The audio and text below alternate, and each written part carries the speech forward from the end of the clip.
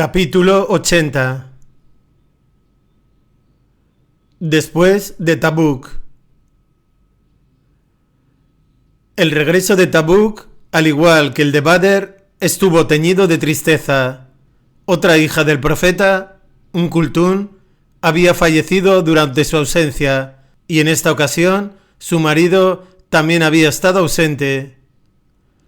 El profeta rezó junto a su tumba y le dijo a Othman que si tuviera otra hija casadera se la daría en matrimonio. Los hipócritas que no habían participado en la expedición acudieron entonces al profeta y presentaron sus excusas, que él aceptó a la vez que les recordaba que Dios conocía bien sus más secretos pensamientos. Pero a los 3 creyentes que se habían quedado les dijo que se apartasen de él hasta que Dios decidiera sobre su caso, y dio órdenes de que nadie debía hablar con ellos. Durante 50 días vivieron proscritos, pero después de la oración del alba del 50º día, el profeta anunció en la mezquita que Dios se había apiadado de ellos. En las palabras de la revelación que acababa de producirse, hasta que al final, después de que la tierra, en toda su vastedad, se les hiciera demasiado estrecha y sus almas se angostaran en extremo, comprendieron con certeza que no hay refugio frente a Dios excepto en la vuelta a Él. Entonces, Él se volvió de nuevo a ellos en su misericordia, para que se arrepintieran, pues ciertamente solo Dios es quien acepta el arrepentimiento y es dispensador de gracia. 918. La congregación se alegró, y muchos de ellos salieron apresuradamente de la mezquita para llevar la buena noticia a los 3 hombres. El más joven de ellos, Ka'b bin Malik, había montado una solitaria tienda fuera de la ciudad, y años después contó cómo había oído a un caballo galopando hacia él y una voz que gritaba: «Albricias, Ka'b», ante lo cual se había arrojado al suelo postrándose a Dios, porque la buena noticia solamente podía ser una. Luego fue a la mezquita.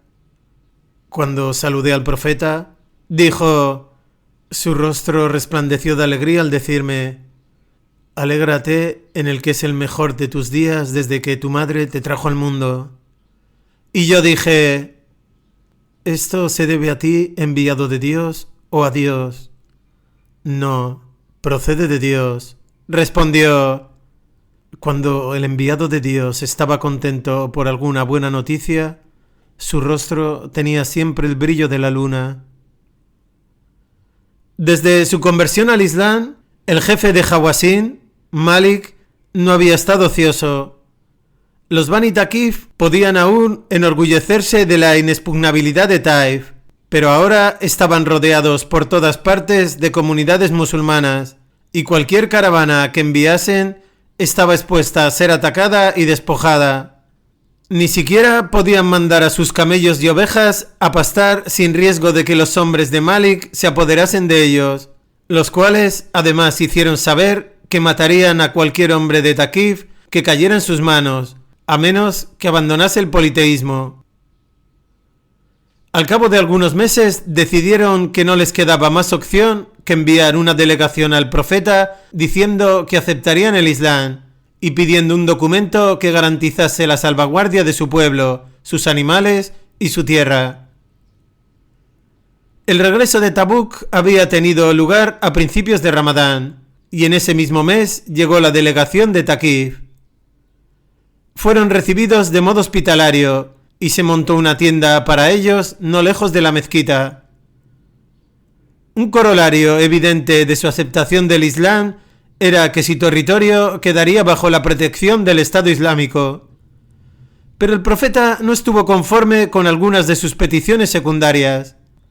Le pidieron que le permitiese conservar Al-Lat durante 3 años sin destruirla, y cuando rehusó le pidieron 2 años, y luego 1, hasta que al final redujeron su petición al plazo de 1 mes, plazo que también fue denegado. Entonces le rogaron que no les hiciese destruir a sus ídolos con sus propias manos, y que les diesen dispensa para no hacer las 5 oraciones rituales. Él insistió que debían hacer las oraciones, diciendo: no hay ningún bien en una religión que no establece la oración canónica. Sin embargo, aceptó excusarles de destruir sus ídolos con sus propias manos y ordenó a Mugira, el sobrino de Urwá, que volviese con la delegación y destruyese al-Lat, llevándose de Meca a Abu Sufyan para ayudarle. Después de su conversión al Islam, los delegados ayunaron los días que quedaban de Ramadán en Medina y luego regresaron a Taif.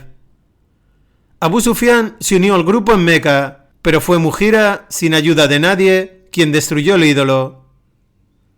Su clan tomó ciertas medidas para protegerlo, temiendo que pudiera correr la misma suerte que Urwá, pero nadie intentó vengar a la diosa, a pesar de las lamentaciones de una multitud de mujeres que lloraron su pérdida. 2 de los hombres que más deploraron la rendición de la ciudad no eran ciudadanos de ella, ni devotos de su señora. Cuando el profeta había marchado contra Meca, Abu Amir, el padre de Ansalá y Wasí, el maestro con la jabalina, se había refugiado en Taif, que parecía una fortaleza inexpugnable. Pero ¿dónde podían refugiarse ahora? Abu Amir huyó a Siria, donde murió fugitivo, solo y sin hogar, cumpliendo así la maldición que inconscientemente había lanzado contra sí mismo. Wasí se hallaba todavía dudando acerca de dónde podía ir cuando un hombre de Taquif le aseguró que el profeta no mataba a ningún hombre que aceptara el Islam. Se fue pues a Medina y, dirigiéndose al profeta, realizó su profesión de fe formal. Nada más hacerlo, uno de los creyentes allí presentes reconoció al asesino de Hamza y dijo: enviado de Dios, este es Wasí.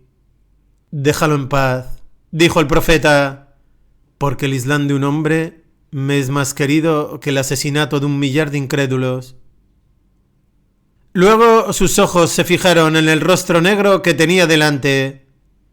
¿Eres tú en verdad, Wasí?, preguntó, y cuando el hombre asintió con la cabeza, añadió: siéntate y cuéntame cómo mataste a Hamza.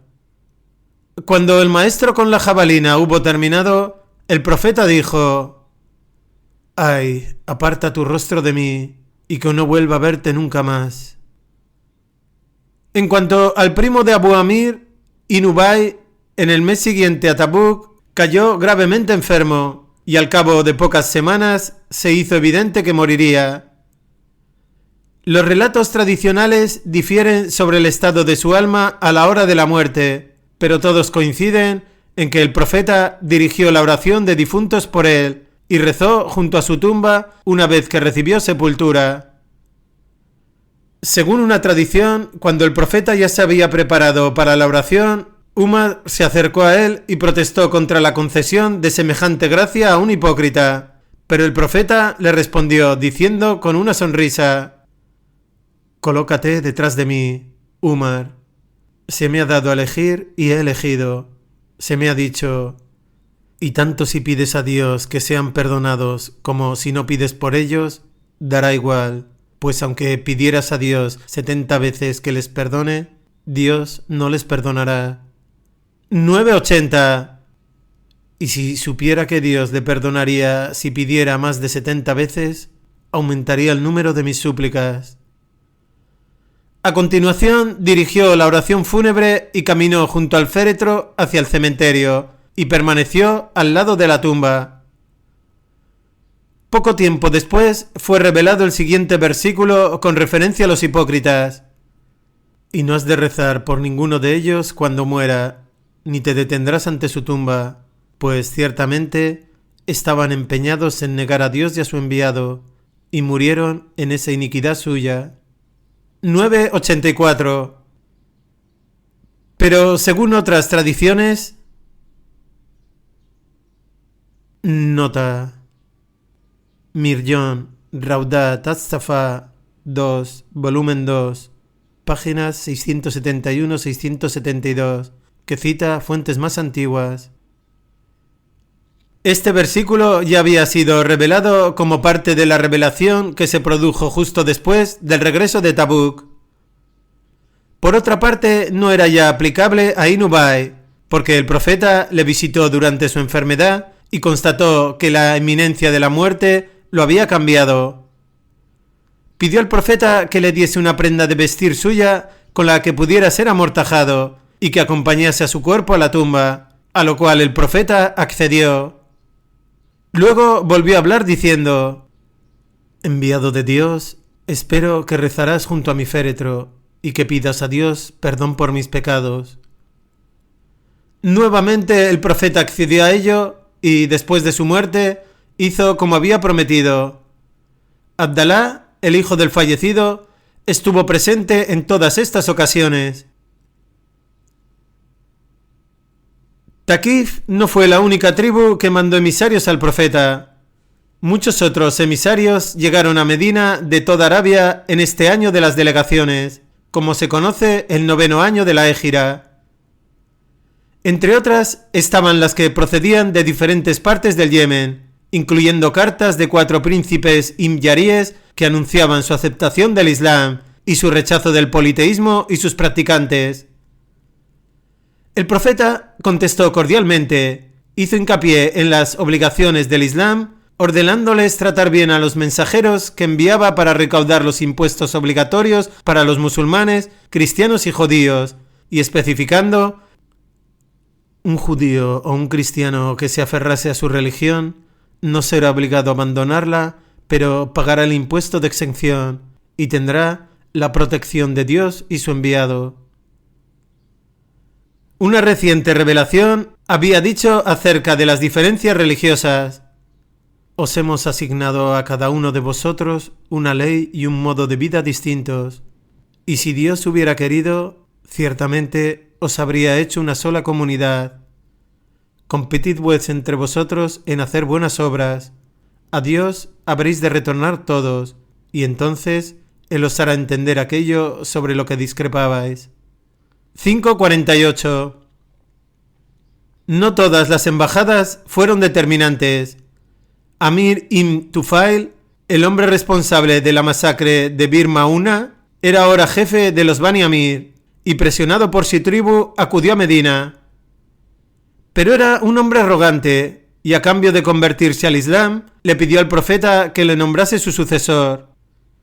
No te corresponde a ti ni a tu pueblo, contestó el profeta. Entonces dame a mí los nómadas y quédate tú con los sedentarios, dijo Amir. Tampoco, respondió el profeta. Pero en tus manos pondré las riendas de la caballería, porque eres un excelente jinete. Esto no era suficiente para el jefe beduino. ¿No voy a obtener nada?, dijo desdeñosamente, añadiendo mientras se daba la vuelta para marcharse: llenaré toda la tierra de jinetes y guerreros contra ti. Cuando se hubo ido, el profeta oró: oh Dios, guía a los Bani Amir y libra al Islam de Amir, hijo de Tufail. Y Amir sufrió entonces un absceso y murió antes de llegar a casa. Su tribu envió otra delegación y al final se ultimó un pacto. El poeta Labid era uno de los enviados y entonces se convirtió al Islam. Se cuenta de él que tuvo alguna intención de renunciar a la poesía en lo sucesivo. A cambio, Dios me ha dado el Corán, dijo. No obstante, siguió componiendo poemas hasta su muerte, poniendo su talento al servicio de su religión. Se acercaba el tiempo de la peregrinación y el profeta designó a Abu Bakr para que se hiciera cargo de ella. Partió de Medina con 300 hombres, pero poco después de haberse ido, llegó una revelación que era importante que escuchasen todos los peregrinos a Meca, musulmanes y politeístas por igual.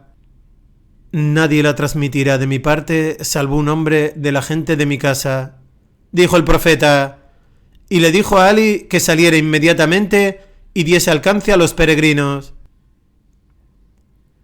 Tenía que recitar los versículos revelados en el valle de Mina, y también tenía que dejar claro que después de aquel año a nadie se le permitiría circunvalar la casa sagrada desnudo y que los idólatras estaban haciendo la peregrinación por última vez.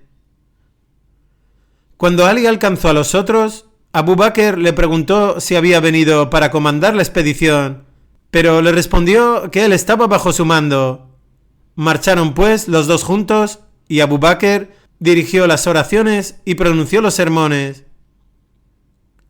El día de la fiesta, cuando todos los peregrinos se reunieron en el valle de Mina para sacrificar sus animales, Ali proclamó el mensaje divino.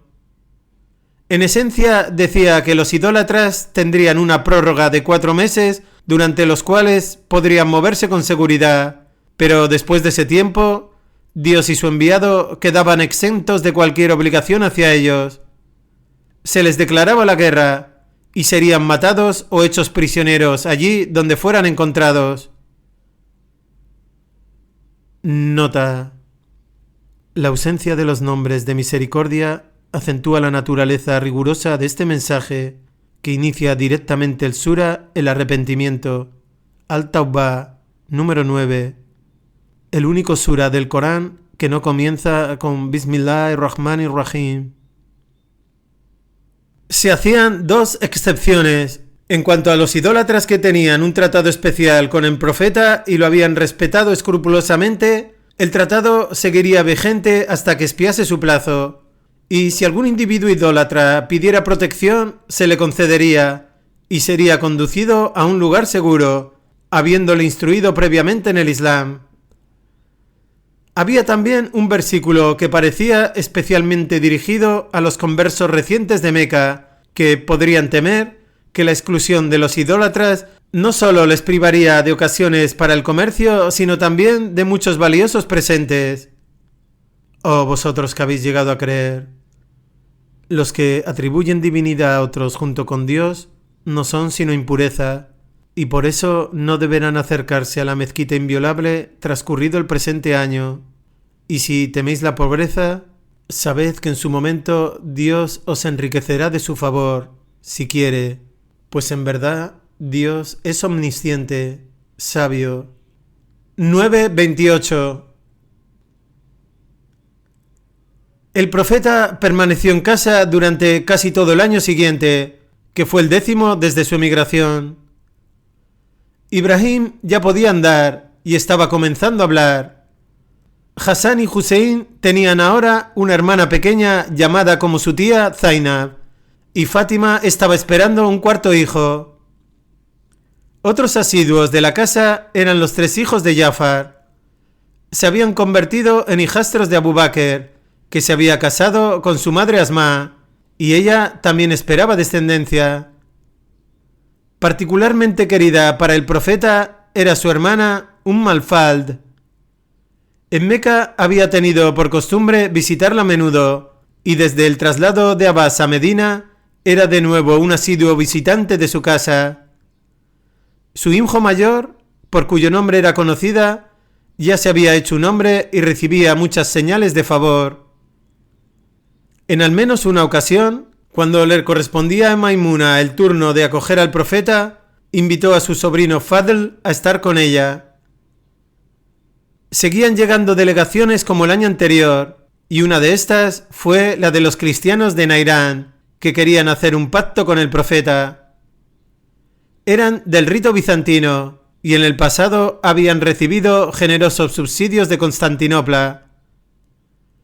Los 60 delegados fueron recibidos por el profeta en la mezquita, y cuando llegó el tiempo para su oración, les permitió hacerla allí, lo que hicieron, orientándose hacia el este.